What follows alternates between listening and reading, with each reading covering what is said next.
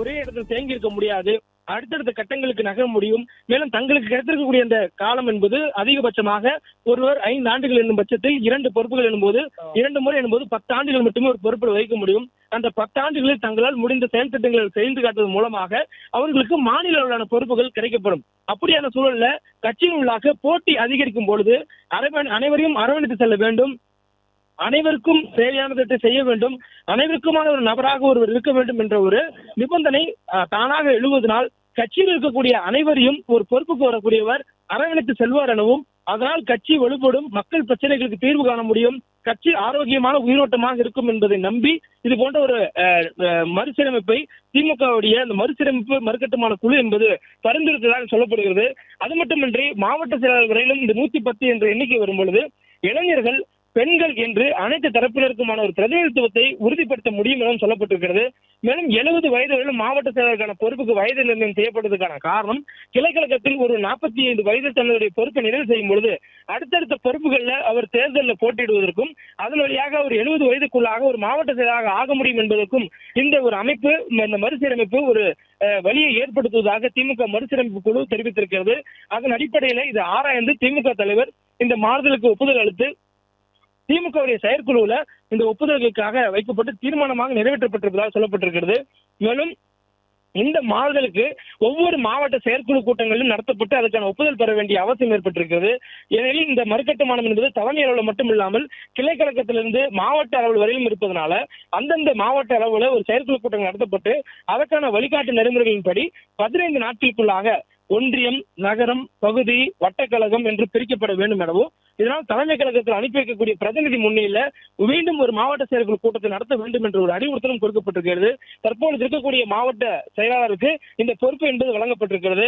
அவர்கள் இந்த மாவட்ட செயற்குழுவை கூட்டி தலைமை சொல்லியிருக்கக்கூடிய இந்த அறிவுறுத்தல் அடிப்படையில மாவட்ட செயற்குழு கூட்டத்தில் இந்த வட்டக்கழகங்கள் மற்றும் பகுதி கழகங்கள், ஒன்றியம், நகரம் ஆகியவற்றுக்கு மக்கள் தொகை அடிப்படையில மறுகட்டுமானம் செய்யப்பட வேண்டும் என்று சொல்லியிருப்பதன் அடிப்படையில அதில் மீண்டும் பிரித்து மீண்டும் கட்டுமானம் செய்யப்படும். அந்த அமைப்புகளுக்கு மீண்டும் கட்சியுடைய உட்கட்சி தேர்தல் நடத்தப்படும் என்ற தகவல் அதிகாரப்பூர்வமாக அறிவிப்பாக கொடுக்கப்பட்டிருக்கிறது. ஏற்கனவே நாம் சொல்லியிருந்தது போல கடந்த வாரத்திலேயே திமுக மாவட்ட செயலருடைய மாறுதல் அறிவிப்பை திமுக தலைவர் அறிவிக்க இருக்கிறார் என்ற தகவல் சொல்லப்பட்டது. ஆனால் அதற்கு பிறகாக கட்சியில் பலர் நல்ல முறையில் உழைத்திருக்கிறார்கள், வெற்றி பெறுவதற்காக உண்மையாக உழைத்தவர்கள் இருக்கிறார்கள். அதே நேரத்தில் கட்சியில் தாங்கள் மூத்தவர்கள் என்ற அடிப்படையிலும் நீண்ட நாட்களாக நிர்வாகிகள் ஒரு பொறுப்பில் இருக்கிறோம் என்ற அடிப்படையிலும் சிலர் தங்களுடைய பதவிகளுக்கு இருக்கக்கூடிய பொறுப்புகளை சரியாக முறையாக நிறைவேற்றாது இருக்கிறது என்ற ஆய்வறிக்கையை திமுக தலைவரிடம் திமுக தலைவர் அவருடைய மருமகன் சபரீசன் அவர்களுடைய பேனா நிறுவனம் மூலமாக கொடுக்கப்பட்டதாகவும் பெண்ணின் மூலமாக கொடுக்கப்பட்டதாகவும் அந்த ஆய்வறிக்கையும் முழுமையாக திமுக தலைவர் கவனத்தில் கொண்டதாகவும், அதே நேரத்தில் திமுக துணை பொதுச் செயலாளர் இருக்கக்கூடிய கனிமொழி கருணாநிதி அவர்கள் கட்சியினுடைய கட்டுமானத்திற்கு அதே போன்ற அடித்தளத்தில் இயக்கம் என்பது இயல்பாக இருப்பதற்கு உட்கட்சி தேர்தல் என்பது அவசியம் என்பதை எடுத்துரைத்ததாகவும், அதே நேரத்தில் இளைஞர்களுக்கு அதிக முக்கியத்துவம் கொடுக்க வேண்டும், வருங்காலத்தில் வரக்கூடிய இளைய சமுதாயத்திற்கான வழிவிடல் வேண்டும், மூத்த நிர்வாகிகள் பலருக்கு ஓய்வு கொடுக்க வேண்டும் என்று இளைஞரணி செயலாளராக இருக்கக்கூடிய உதயநிதி ஸ்டாலின் தலைவரிடம் வலியுறுத்தியதாகவும் சொல்லப்படுகிறது. அதன் அடிப்படையிலேயே திமுக தலைவர் அந்த மாவட்ட செயலாளர் மாற்றத்திற்கான அந்த அறிவிப்பை தள்ளி வைத்தது மட்டுமில்லாமல் கட்சியில உட்கட்சி தேர்தல் நடத்துவதற்கான அறிவிப்பை கொடுத்து, மேலும் அந்த மறுகட்டுமானத்துல யார் யார் போட்டியிட முடியும், ஒருவருக்கு என்ன தகுதி வேண்டும், அவர் எத்தனை முறை அந்த பொறுப்புகளில் வைக்க முடியும் என்ற பதவி காலம் நிர்ணயம் உள்ளிட்டவற்றை கூட மேற்கொண்டு அந்த மறுசீரமைப்பு குழு கொடுத்த பரிந்துரையை ஏற்று இந்த அறிவிப்பை கொடுக்க வேண்டும் என்பதற்காகவே அந்த அறிவிப்பு கொடுக்க வேண்டிய நாளில் திமுக செயற்குழு கூட்டம் கூட்டப்படும் என்ற அறிவிப்பை கொடுத்ததாக சொல்லப்படுகிறது. அதன் அடிப்படையில இந்த தீர்மானங்கள் 9 தீர்மானங்கள் நிறைவேற்றப்பட்டிருக்கின்றன. மேலும் இந்த தீர்மானங்கள் வழியாக தற்போது திமுகவுடைய மாவட்ட செயலராக இருக்கக்கூடிய 13 பேர் இனி அவர்களால் மாவட்ட செயலராக இருக்க முடியாது. மேலும் தற்போது திமுக ஒருவரிடம் 2 சட்டமன்ற தொகுதிகளில் இருந்து 6 சட்டமன்ற தொகுதிகளிலும் இருக்கின்றன. உதாரணத்துக்கு சென்னையில் முன்னாள் அமைச்சராக இருந்த சேகர்பாபுவரம் 6 சட்டமன்ற தொகுதிகள், முன்னாள் அமைச்சர் மா சுப்பிரமணியம் 5 சட்டமன்ற தொகுதிகள் என ஒவ்வொரு மாவட்ட செயலரிடம் 5, 6 என்ற எண்ணிக்கையில சட்டமன்ற தொகுதிகள் இருந்தன.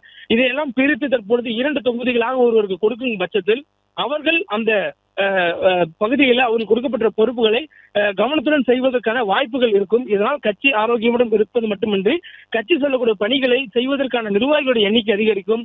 110 மாவட்டங்களாக உருவாக்கப்படும் பொழுது 110 மாவட்டத்திற்குமான மாவட்ட செயலாளர்கள், துணை மாவட்ட செயலாளர்கள், மாவட்ட பொறுப்பாளர்கள் அந்த 110 மாவட்டத்துக்கு கீழ் இருக்கக்கூடிய பகுதி, வட்ட, அதே பேரூர், நகரம், ஒன்றியம் என்று பல்வேறு நிலைகள்ல பொறுப்பாளர்கள் வருவார்கள். இதன் மூலமாக கட்சியில உழைக்கக்கூடியவர்களுக்கு அங்கீகாரமாக அவர்களுக்கு இந்த பொறுப்புகள் வழங்கப்படுவதற்கு ஒரு வாய்ப்பு ஏற்படும் என்ற அடிப்படையில் இந்த மறுகட்டுமானத்தை திமுக தலைவர் முன்மொழிந்திருப்பதாக அவர் கூறியிருக்கிறார். அது மட்டுமின்றி அவருடைய உரையில மிக முக்கியமாக கூறியிருக்கிறார், இந்த மாற்றம் என்பது பலருக்கு வலியா ஏற்படுத்தலாம், சிலருக்கு கசப்பாகவும் இருக்கலாம், கசப்பு தான் உடலுக்கு நன்மை தரும் என்ற அடிப்படையில இதனை அனைவரும் ஏற்றுக்கொள்ள வேண்டும். திமுக வலுவுடன் இருப்பதற்கு இந்த மாறுதல் என்பது இன்றியமையாதது. எனவே இதனை அனைவரும் ஏற்றுக்கொள்ள வேண்டும் என்று குறிப்பிட்டிருக்கிறார். மேலும் திமுக ஆங்காங்கே இந்த தோல்விக்கான காரணம் யார் என கண்டறிந்து குறைகளை பார்த்து ஆட்களை மாற்றுவதை விட முழுமையான ஒரு சுய பரிசோதனை வேண்டும் என்று முடிவெடுத்தேன். அதன் அடிப்படையில் தான் இந்த மாறுதல்களை முன்மொழிந்திருக்கிறோம் என்பதையும் அவருடைய உரையில குறிப்பிட்டிருக்கிறார். அப்படியாக திமுக பெரும் எதிர்பார்ப்புக்கிடையே கூடியிருக்கக்கூடிய இந்த செயற்குழு மிக முக்கியமான திமுக மறுகட்டுமானத்திற்கான ஒரு தீர்மானங்களை 9 தீர்மானங்களை அறிவித்திருக்கிறது. இனி திமுகவில் நீண்ட காலமாக மாவட்ட செயலர் பொறுப்பில் ஒருவரால் பொறுப்பு வகிக்க முடியாது, நீண்ட வயது உடையவர்கள் கூட அந்த பொறுப்புகள் வகிக்க முடியாது என்ற நிலையை திமுக ஏற்படுத்தியிருக்கிறது. இதன் மூலமாக இளைஞர்கள் இருக்கக்கூடியவர்களுக்கும், மாணவர் அணியில் இன்னும் செயல்படக்கூடியவர்களுக்கும், மகளிர் செயல்படக்கூடியவர்களுக்கும் வாய்ப்புகள் கிடைக்கும் பெறும் என்ற ஒரு நம்பிக்கை எழுந்திருப்பதாக திமுகவுடைய நிர்வாகிகள் கூறக்கூடியதும் பார்க்க முடிகிறது.